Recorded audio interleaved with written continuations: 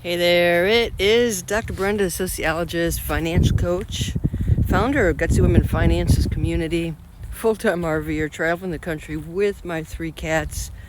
I'm back into hiking mode. I gotta tell you what, I got pretty lazy there at South Padre Island.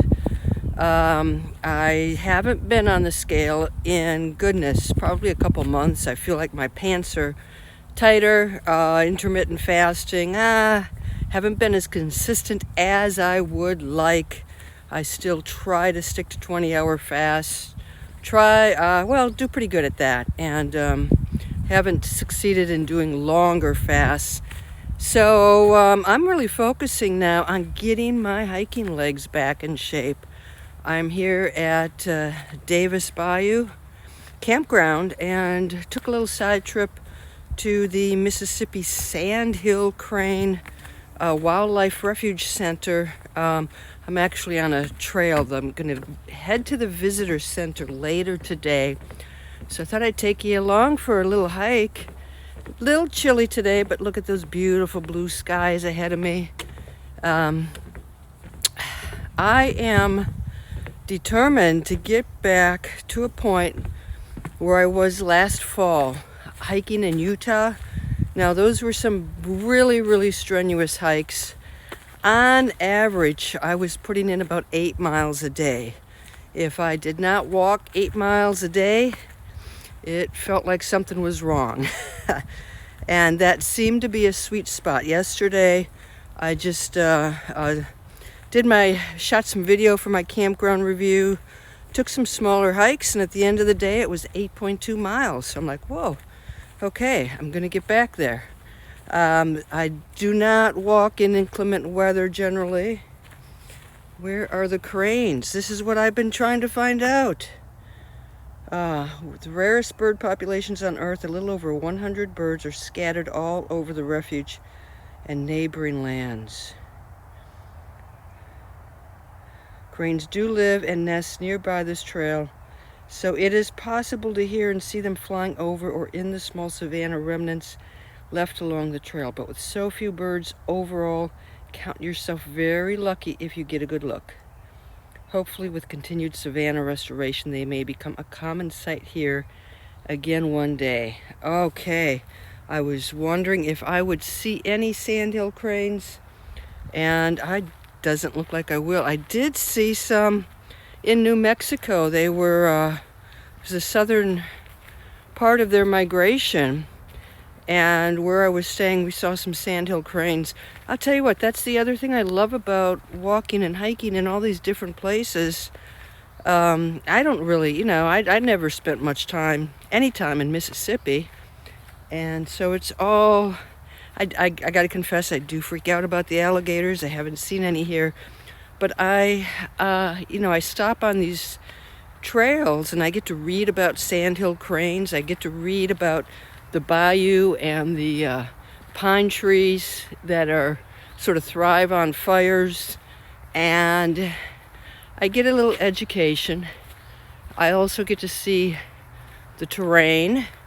And it is March here, so there's some stuff in bloom. So my friends back in the Midwest, still looking for spring, and it is arriving here. So, yeah, that is my goal. When I walk, I'm also much more disciplined with my fasting.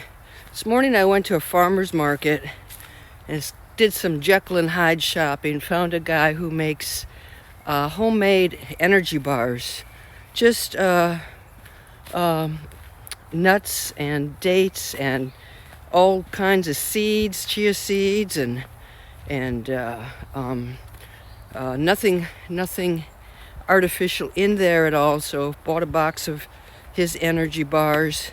But of course, the booth right next door was a woman from Austria selling apple strudel.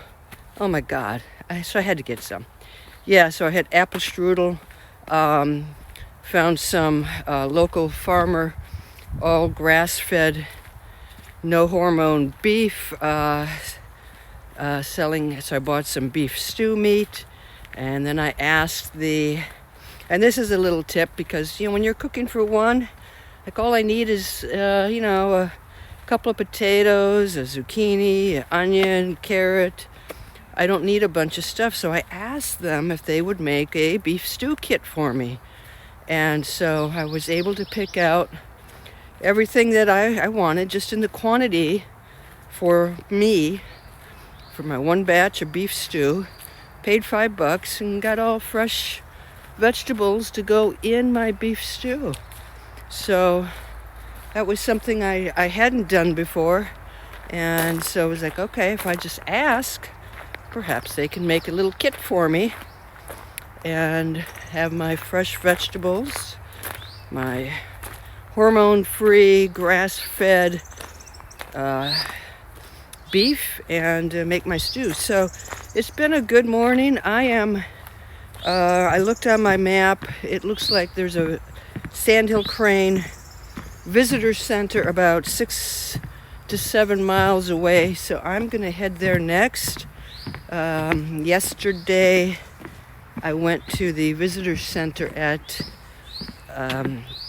Davis Bayou, which is part of the National Seashore. I think this is my trail. I hope this is my trail. It is. Headed back. And that was fascinating. Had a little film on there. Went to the Walter Anderson Art Museum. Learned about him. Saw his amazing murals and his artwork. And I'm at the little town is Ocean Springs. Really some neat shops here. So this is why I'm out on the road. Why I'm out on the road is to be part of nature, see all these fabulous stuff, learn things, breathe in the fresh air, try to get my 8 miles, take care of my health, take care of my soul, and hey, it feels good to be out here again. All right, I hope you guys are doing good. If you're an RVer out there, or you are a wannabe RVer, now if you've followed my story, you know I don't look anything like when I started. I've taken off a lot of weight. I feel 1,000 times better than when I started this journey. And a big chunk of my reason was to build a healthier lifestyle. So if you're out there, hey, let me know in the comments what you're doing to create a healthy lifestyle, especially out here on the road. I am back to the trailhead. I'm just going to show you the map so you can see where I am, in case you're this part of Mississippi and you're looking for a little trail, a little something to do. This is part of the National Wildlife Refuge System. Mississippi Sandhill Crane National Wildlife Refuge. So, a little trail, maps, red trail, green trail. Okay, hope you enjoyed that, and I hope you're doing well. I'm off to the visitor center. See what's over there. Take care.